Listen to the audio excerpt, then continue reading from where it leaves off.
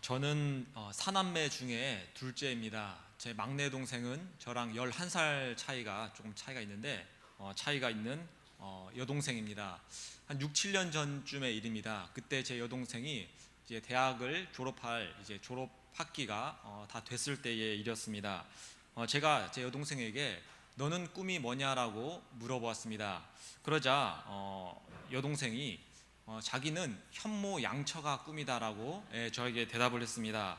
저는 이해가 되지 않아서 누나처럼 통번역사도 좋고 아니면 부모님처럼 선생님도 좋은데 왜 하필이면 집에서도 별로 할 것도 없는 현모양처냐라고 그렇게 대답을 했습니다. 6, 7년 전의 일이기 때문에 너무 미워하지 마시고 저를 그렇게 대답을 하니까 제 주변으로 갑자기 분위기가 바뀌었습니다. 왜냐하면 앞에는 여동생이, 옆에는 어머니와 다음에 누나가 저를 째려보고 있는 것이었습니다. 왜 현모양처가 아내가 집에서 할 게 없냐며 집에서 제일 중요한 것은 아내이다라는 그런 얘기를 1시간 동안 집중 강화 교육을 그때 받은 기억이 있습니다. 그 기억 때문만 아니라 저 역시 지금은 아내의 역할이 얼마나 중요한가를 잘 알고 있습니다. 현모양처와 그리고 악처에 대한 여러 가지 재미있는 글이 있습니다. 이런 글이 있었습니다. 현모양처는 항상 자기가 부족하다고 여깁니다. 반면 악처는 자기가 천사라고 믿습니다. 현모양처는 남편이 이쁘다라고 말하면 아주 좋아합니다. 악처는 남편이 이쁘다라고 하면 자기가 언제 미웠냐라고 하면서 화를 냅니다. 현모양처는 셔츠를 다니면서 멋있는 남편을 떠올립니다. 반면에 악처는 남편이 다려놓은 셔츠를 입으려고 하면 당신은 다리면 족족 입는다고 하면서 화를 낸다고 합니다.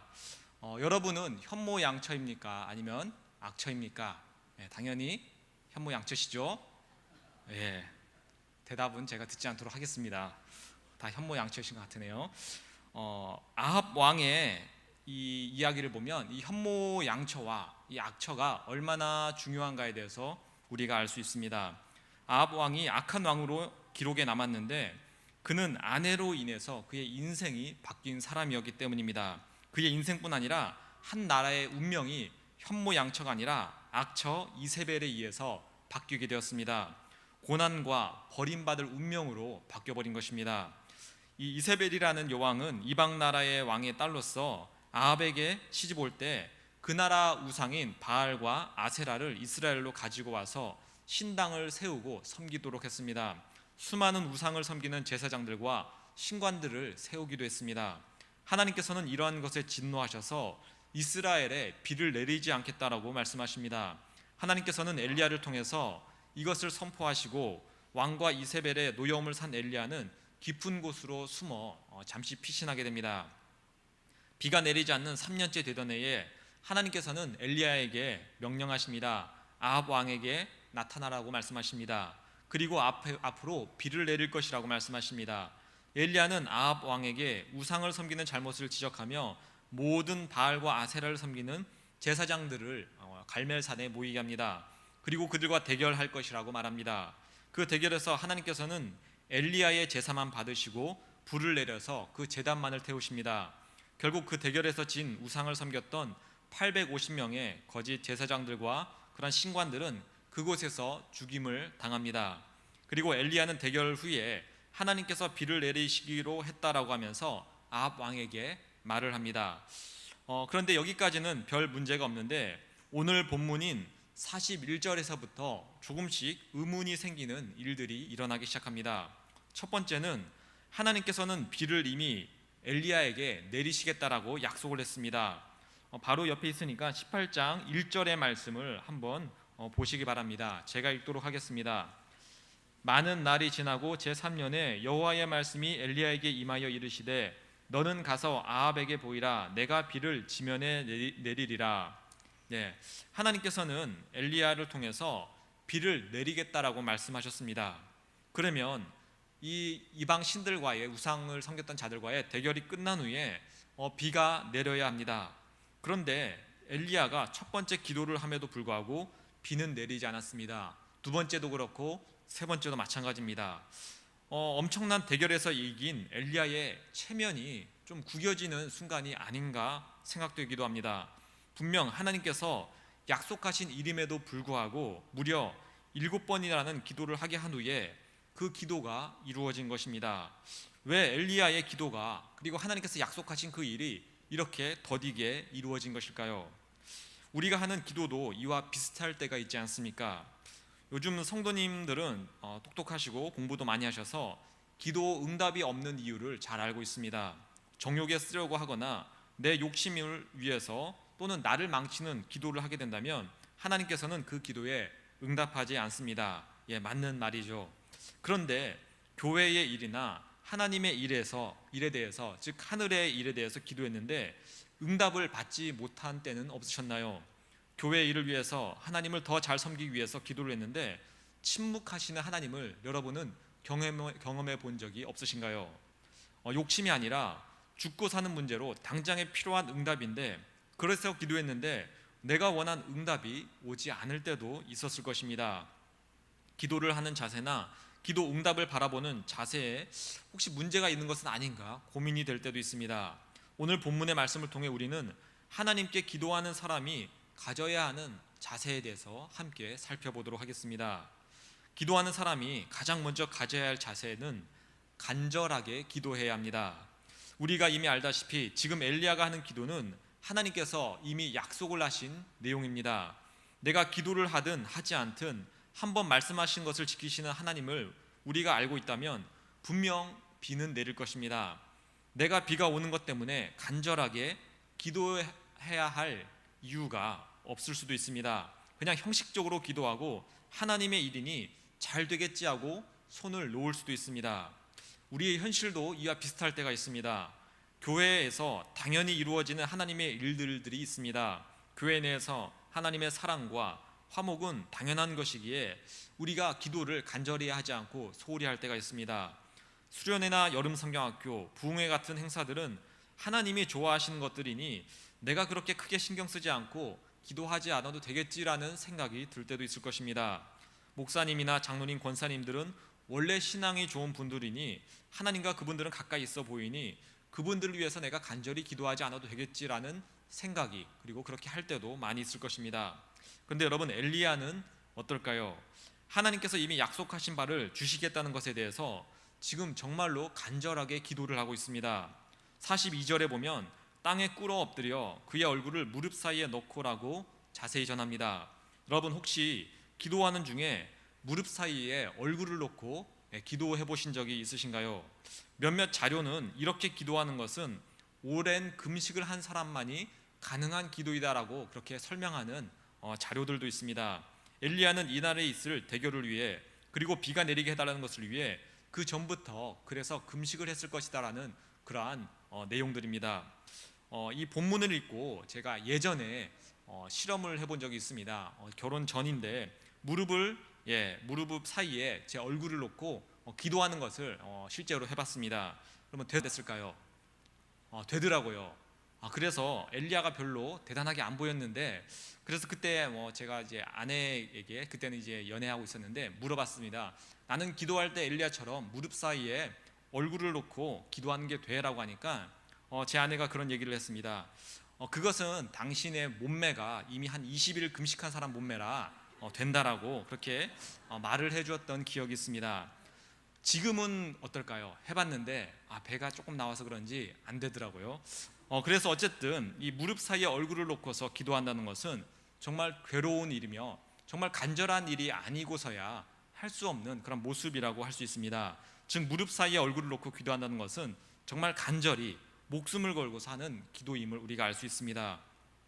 여러분, 엘리야는 지금 그러한 모습으로, 자세로 기도를 하고 있습니다. 당연히 이루어질 일임에도 불구하고 그런 기도를 할 때에 간절함이 그 안에서 나오는 것입니다. 여러분, 우리가 기도하면서 놓칠 수 있는 중요한 것이 바로 이 간절함입니다. 신앙생활을 하다 보면 우리는 간절함을 잊을 때가 많이 있습니다. 지금 내가 기도하는 이 기도 제목은 어제도 한 기도이고 일주일 전에도, 한 달 전에도 한 기도이기 때문에 간절함이 점차 사라져버리는 것입니다. 하나님께 기도는 해야 하는데 응답은 언제 올지도 모르고 혼자서 지쳐버리기도 합니다. 또는 습관처럼 되어버려서 이러한 것으로 인해 간절함이 사라진 기도를 그냥 형식적으로만 할 때가 있습니다. 이런 기도는 하나님께서 가장 싫어하시는 기도 중에 하나라고 할 수 있습니다. 바로 바리새인들이 하는 이 형식적인 기도와 많이 비슷하기 때문입니다. 기도의 시간은 정말 길긴 한데 정작 하나님과 대화하는 기도, 하나님이 들으시는 기도가 없는 것이 바로 이 간절함이 없는 기도라고 할 수 있습니다. 우리는 이 엘리야의 간절함의 기도를 되찾아야 합니다. 주님께서 약속하신 것일수록, 하나님 나라에 이를수록 우리는 더 간절해야 합니다. 아이를 낳는 어머니를 생각해 보시기 바랍니다. 저는 애를 낳아 본 적은 없지만 이 출산하시는 분을 보면 애를 낳았던 제 아내가 많이 생각이 납니다. 여러분, 아이를 낳을 때 예정일이 언제입니다, 또는 10개월이 되면 애가 나옵니다라고 할 때 분명히 그 아이는 나오게 되어 있습니다. 부모님이, 어머니가 힘을 주든 힘을 주지 않든 어차피 이 애는 나오게 됩니다. 여러분, 그러면은 산모는 어차피 애가 나오니 그냥 편안히 날까요? 그렇지 않습니다. 그 애를 낳기 위해 정말 온 힘을 다해 간절하게 힘을 주며 그 아이를 낳으려고 합니다. 우리의 기도도 마찬가지입니다. 기도는 어찌 보면 한 생명을 건지는 일이라고 할 수 있습니다. 내가 기도한 영혼이, 내가 기도한 교회가 한 명의 생명을 건지는 일을 합니다. 그 생명은 내가 될 수도 있고 내 가족이, 내 이웃이 될 수가 있습니다. 그런 생명을 건지는 일에 내가 형식적이고 습관적으로 대처한다면 이 얼마나 슬픈 일이겠습니까? 우리는 기도함이 있어서 그렇기 때문에 이 간절함을 되찾아야 합니다. 엘리야가 기도할 때 여러분, 어떤 일들이 앞으로 일어나게 될까요? 3년간 가뭄이 되어서 많은 사람이 죽었을 것입니다. 지금도 수많은 사람이 괴로워하고 있을 것입니다. 반드시 비가 내려야 엘리야뿐 아니라 엘리야의 주변에 있던 그 수많은 사람들, 이스라엘 민족이 살 수 있는 것입니다. 하나님이 비를 주시겠다고 했지만 지금 엘리야에게 있어서는 그 비가 한 생명이나 마찬가지입니다. 그래서 우리는 기도함에 있어서 이 간절함을 반드시 가져야 합니다. 두 번째로 기도하는 자가 가져야 할 자세는 기다리는 것입니다. 엘리야의 7번 기도는 오늘 본문에서는 너무 간단하게 나와서 별것이 아닌 것처럼 느껴지기도 합니다. 하지만 막상 기도하는 엘리야의 입장에서는 그렇지 않을 것입니다. 엘리야는 기도가 끝날 때마다 자신의 종을 보내서 하늘에서 무슨 일이 있는가를 알아보게 합니다. 여러분, 왜 기도가 끝날 때마다 종을 보냈을까요? 다른 믿음의 거장들처럼 좀 진득하게 기다리지는 못했을까요? 성경에 나와 있지 않지만 엘리야의 마음은 초조함이 있을 것이라고 여겨집니다. 이방신들과 대결해서 이겨서 이제 이스라엘 백성은 하나님만을 섬기겠다고 맹세하며 우상 숭배하는 제사장들을 다 죽였습니다. 왕 앞에서도 비가 올 것이라고 큰 소리를 쳤습니다. 그런데 막상 하늘을 보니 하늘은 맑고 구름 한 점이 없습니다. 엘리야는 걱정이 되는 마음이 들지 않았을까요? 죽음을 보지 않고 하나님 나라로 간 엘리야인데 설마 그가 초조한 마음을 갖고 있겠어라고 우리는 생각할 수도 있습니다. 그런데 오늘 본문 이후 18장 이후에 19장에 나오는 엘리야는 우리가 아는 영웅스러운 엘리야가 아닙니다. 아합 왕의 아내인 이세벨은 자기가 세운 제사장들을 다 죽였다고 하자 극도로 분노하게 됩니다. 그래서 엘리야를 내가 반드시 죽이겠다라고 선포합니다. 그런데 19장을 보면 엘리야는 그런 이세벨과 자신의 형편을 보고서는 도망하였다라고 전하고 있습니다. 수많은 이방 제사장들과 싸워서 이기고 가뭄도 멈추게 하고 하늘에서 불이 내려오게 한 그런 대단한 일을 한 모습치고는 너무 의외의 모습입니다. 여기에서 왜 엘리야가 7번이나 기도해야 하냐라는 힌트를 얻을 수 있습니다. 하나님께서는 엘리야를 위해서 7번이나 기도할 동안 응답하지 않으신 것입니다. 여러분, 아직 엘리야는 강한 자가 아니라 약한 자입니다. 전지전능하신 하나님의 일을 하지만 여전히 이세벨이라는 사람을 두려워하는 작은 자라고 할 수 있습니다. 믿음이 작은 자이고 연약한 자입니다. 이런 믿음이 연약한 자를 훈련시키는 하나님의 방법이 바로 7번이나 기도하게 하시는 것입니다. 기다리는 훈련을 하도록 하시는 것입니다. 우리는 믿음이 연약한 자들에게 바로바로 기도의 응답이 온다면 그 사람은 좋은 믿음을 가지게 될 것이다 라고 착각할 때가 있습니다. 그런데 막상은 실제는 그렇지 않습니다. 큰 믿음의 거장들은 대부분 오랜 기간 동안 기도한 후에 응답을 받을 때가 많습니다. 오랜 기도의 기간은 내가 믿음이 있다라는 것이 증명이 되는 기간입니다. 그 기간이 길수록 내 믿음은 더 커지는 것이고 증명이 되는 것입니다. 내가 아직 기다린다는 것은 아직도 하나님을 내가 바라보고 있다는 것이 그리고 내가 아직도 하나님을 믿는다는 것이 증명이 되는 시간이기 때문입니다. 인간적인 눈으로 보았을 때는 절대 일어날 수 없는 일을 믿고서 기다리는 것, 이것이 바로 믿음의 훈련이라고 할 수 있습니다. 우리가 기도하지만 응답이 늦는다는 것은 하나님이 없거나 하나님께서 나에게 별 관심이 없다는 말이 아닙니다. 하나님께서는 내가 얼마나 하나님을 믿으며 기다릴 수 있는가를 보고 싶어 하십니다. 그리고 오래 기다리며 불평불만하지 않고 끝까지 기다리는 자에게 비로소 그 기도에 응답을 하십니다. 하나님께서는 그 기다리는 자들의 기다림을 보며 기뻐하시고 더 큰 선물을 준비하실 때도 많습니다. 끝까지 기다려서 하나님의 응답을 받는 사람들은 그 선물을 받게 되는 것입니다. 엘리야는 7번의 기도를 했습니다. 그리고 작은 손바닥만한 구름이라는 응답을 받습니다. 7번 결코 작은 횟수가 아닙니다. 어지간한 사람이라면, 그리고 엘리야 정도의 관심과 기대를 받고 있는 자였다면 견디기 힘든 순간이라고 할 수도 있습니다. 하지만 그럼에도 불구하고 하나님의 말씀을 믿으며 기다리면서 끝까지 기도할 때 드디어 하나님께서는 이스라엘을 살리는 비를 허락하신 것입니다. 마지막으로 기도하는 사람이 가져야 할 자세는 하나님의 응답을 기대하는 것입니다. 우리는 내가 원하는 기도만을 할 때가 있습니다. 내가 생각하는 대로 이루어져야 하는 기도를 할 때가 많은 것입니다. 내 자녀는 좋은 대학에 가야 합니다. 우리 집은 큰 사고 없이 평안해야 합니다. 이러한 기도가 우리 삶 가운데 흔히 하는 기도라고 할 수 있습니다. 기도를 하긴 하는데 내 중심으로 하다 보니 기도 안에 하나님께서 일하시는 공간을 극히 제한해 버리는 경우가 있습니다. 엘리야가 응답받은 그 손바닥만한 구름이 바로 이것입니다. 7번의 긴 기도 끝에 고작 손바닥만한 구름을 지금 엘리야는 응답이라고 받았습니다. 지금 엘리야에게 필요한 것은 손바닥만한 구름이 아니라 온 이스라엘을 덮을 만한 거대한 먹구름입니다. 이왕이면 좀 멋있게 천둥과 번개를 동반한 거대한 먹구름이 저 멀리서부터 몰려와야 하는데 맑은 하늘에는 고작 손바닥만한 구름이 엘리야에게 응답으로 온 것입니다. 여러분, 맑은 하늘에 손바닥만한 구름은 우리 인간들이 원하는 기도의 응답이 아닙니다. 지금도 밖에 가서 맑은 하늘에 손바닥만한 구름을 한번 보시기 바랍니다. 금세 사라져 과연 그 자리에 구름이 있었나 하고 생각이 들 정도입니다. 그 구름에는 우리가 겪는 힘든 고난과 시련들을 해결해 줄 능력도 없고 방법도 없어 보입니다. 세상 사람들이 볼 때 힘들면 교회 가서 기도하는 우리의 모습이 바로 그 곧 없어져 버릴 손바닥만한 구름의 모습이 아닌가 생각될 때도 있습니다. 곧 사그려져서 없어질 그런 가엾은 운명을 살아가는 것이 우리 그리스도인의 모습처럼 보이기도 합니다.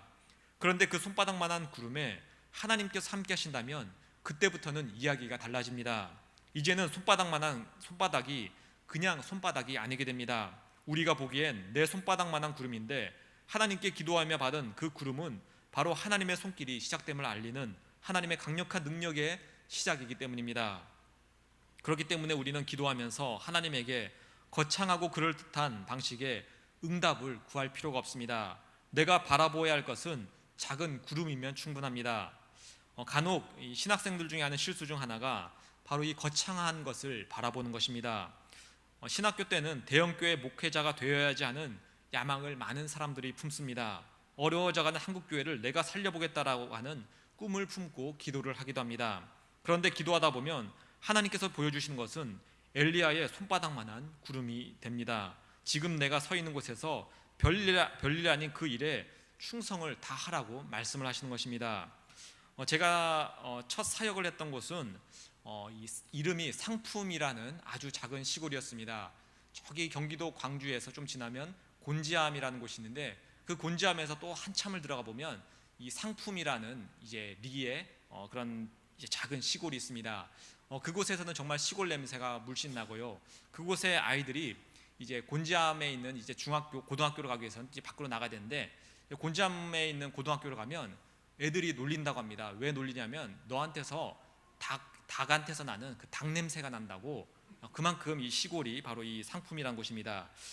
제가 그곳에 교육전도사로 이제 가게 되면서 처음에 어떤 생각과 어떤 기도를 했을까요? 이런 생각을 했습니다. 하나님, 이 상품이라는 지역을 저에게 주십시오. 저기 작은 상품 중학교도 제가 반드시 변화시키겠습니다라고 하는 큰 꿈과 그런 것을 제가 기도로 하며 간 적이 있습니다. 그런데 여러분, 결과는 어땠을까요? 결과는 한 주에 15명도 안 되는 애들을 데리고 1년, 2년 그렇게 시간을 보냈습니다. 어떤 때는 7, 8명밖에 애들이 안 와서 마음속으로 정말로 마음고생을 하면서 나는 기도한 게 이 상품을 변화시키겠다는 큰 포부인데 왜 하나님은 그것을 들어주지 않습니까? 라고 하면서 불평과 불만을 가졌던 때도 있습니다. 그래서 학생들이 출석이 좋은 주는 얼굴이 밝아 보이지만 반대로 그렇지 못한 주는 얼굴이 좀 우울해 보이는 저를 보면서 중학교 1학년 내가 이런 말을 했습니다. 저에 대한 첫인상이 슬퍼 보이는 전도사님이라고 그렇게 말을 한 적이 있습니다. 제가 보려고 한 것은 상품 지역 학생들 전체를 변화시키겠다는 개인적인 욕심과 욕망이라고 생각됩니다. 하나님의 일이라고 앞세우지만 저는 손바닥만한 구름을 바란 것이 아니라 천둥 번개가 치는 그런 응답을 하나님께 바란 것입니다. 내가 구해야 할 것은 작은 손바닥부터 시작해야 되는데 그런 마음이 없었나 하는 생각이 지금 확신으로 듭니다. 제가 신학교에 가기 전에 졸업한 이제 대학이 한동대학교라는 곳입니다. 기독교 대학으로 한때는 조금 알려지기도 했던 그런 학교입니다. 이 한동대학교에서는 방학이 되면 많은 학생들이 세계 곳곳으로 떠납니다. 공부를 하러 가는 학생, 언어를 배우러 가는 학생들도 있지만 가장 많은 수를 차지하는 경우는 단기 선교를 가는 학생들입니다. 1997년 여름에도 단기 선교팀이 만들어져서 세계 곳곳으로 봉사를 떠났습니다. 그 중에서 관광지로도 유명한 피지의 한 섬에 이 선교팀이 가게 되었습니다. 그들은 그 오지에서 컴퓨터를 가르치고 또 우물을 파면서 또 교회 학교도 열면서 하나님을 전하는 일들을 그곳에서 했습니다. 그런데 우물을 파는 작업을 하고 몸에 묻은 흙과 먼지를 씻으러 바로 옆에 바다로 나간 2명의 학생이 실종된 일이 벌어지고 말았습니다. 방파제를 넘어온 거센 물살에 그 2명의 학생이 휩쓸려 간 것입니다. 함께 간 학생과 인솔 교수님은 모여서 간절히 기도하기 시작했습니다. 2명의 학생을 무사히 보내달라고 요나가 고래배 속에서 3일 동안 살아있던 그 기적을 보여달라고 밤새도록 간절히 기도했습니다. 밤이 새도록 기도하며 하나님의 기적을 바랬지만 다음날 해변가로 밀려온 2 학생의 시신을 맞이해야 했습니다. 기도를 했던 학생과 교수님은 그때 하나님이 너무 야속했다라고 전해주었습니다. 분명 하나님의 일을 하러 이 땅에 왔는데 지금 이것이 하나님의 뜻이냐라고 하면서 하나님 나라를 위해 일해보겠다는 팔팔한 청년의 목숨을 가져가는 게 하나님의 일이라고 하면서 부르짖었다고 합니다. 한국에서 총장님과 2 학생의 부모님이 도착했을 때 인솔을 맡았던 교수님과 학생들은 그분들 발 앞에 엎드려 통곡하며 죄송하다고 미안하다고밖에 말할 수 없었습니다. 그런데 순교한 학생의 부모님들은 슬픈 표정이 역력했지만 오히려 남아있는 학생들과 교수님들을 위로해 주었습니다. 하나님께서 필요하셔서 부르셨겠지요 하고 담담히 말씀하시며 하나님의 일을 하고 죽을 수 있는 영광을 주신 것에 감사하는 기도를 함께 했습니다. 부모님의 요청에 의해서 죽은 2명의 학생은 그 피지 땅에서 장례를 치르기로 했습니다. 그런데 화장을 치르는 장례 기간 동안 놀라운 일들이 그곳에서 일어나기 시작했습니다. 봉사를 하러 간 그 섬 원주민이 700명 정도가 됐는데 자신들을 위해 일하러 온 머나먼 나라 한국의 학생이 죽었다는 소식을 듣고서 그 장례식에 그들 모두가 참석했습니다. 그리고 장례가 잘 치러질 수 있도록 옆에서 도와주었고 그들이 전하려던 하나님에 대해서 관심을 갖기 시작했습니다. 사고가 나면 봉사를 그만두고 갈 줄 알았는데 남은 기간 동안 계속해서 봉사하는 모습을 보고서 원주민들은 마음을 열었고 그들이 말하는 얘기에 귀를 기울이게 되었습니다. 그뿐 아니라 학교 내에서는 피지 땅을 위해 헌신하겠다는 선교의 지원자들이 생겨나기 시작했습니다. 이 순교를 했던 학생 중 한 명은 한동대학교 1회 입학생이고 학번은 995000001이라는 제일 첫 학번의 학생이기도 해서 첫 열매를 하나님께 드렸다는 간증도 나왔습니다. 그 2명의 학생들이 죽었을 때 살려달라는 기도는 하나님께서 들어주지 않으셨습니다.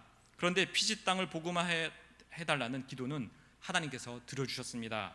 선교 나가기 전 나를 써달라는 기도를 하나님께서는 가장 아름답고 존귀한 방법으로 그 오지의 섬에서 이루어 주신 것입니다. 우리는 하나님께 많은 기도를 합니다. 그리고 그 기도를 내 뜻대로 들어달라는 생각을 마음 한켠에 갖고 있을 때가 있습니다. 그래서 내 생각대로 기도가 이루어지지 않으면 실망하고 당혹하며 때로는 기도를 쉬기도 합니다. 그러나 우리는 기도가 내 생각대로 내가 원하는 대로 이루어지지 않을 때 실망하거나 화내거나 하나님에 대해서 불평할 필요가 없습니다. 하나님께서는 우리의 생각과 경험을 뛰어넘으신 분입니다. 기도가 어떻게 이루어질지는 하나님께서 결정하시는 고유한 권한입니다. 그러므로 기도할 때 그 응답을 하나님께 맡기며 기다려야 합니다. 어떤 방식으로 기도가 이루어지든지 우리는 믿고 순종할 뿐입니다. 그러면 나에게 가장 좋은 것을 주시려는 하나님께서 인간의 생각과 경험으로 얻을 수 없는 값진 기도의 열매를 허락하시는 것입니다.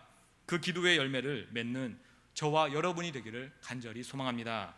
함께 기도하겠습니다. 하나님, 엘리야는 오늘 간절히 그리고 기다리며 또 기대하며 기도합니다. 하나님, 이 기도가 우리에게도 나오게 하여 주옵소서. 하나님, 내 욕심과 내 생각대로 구했더니 하나님께서 듣지 않아 실망하고 좌절해서 혹시 기도를 쉬고 있지 않습니까? 기도에 우리가 간절함이 사라지진 않았습니까?